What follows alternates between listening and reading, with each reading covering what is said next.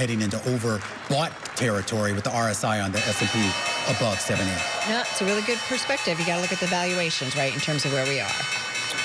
All right, as we get the closing bells here in New York, let's walk you through the numbers. A lot to parse with the S&P, the Dow, and the Nasdaq all in the green on the day. The Nasdaq 100 closing out at a fresh record high, up 0.6%. The Nasdaq Composite up about 0.5 percentage point on the day, while the S&P 500 also adding about 0.5 percentage point on the day. And we should point out, on a quarterly basis, we're talking about gains of about 11% on the S&P 500 and about 18% on the Nasdaq. The Dow getting involved on the day and on the quarter as well, though its quarterly numbers only up by about 5% for the quarter. The Russell 2000 higher fractionally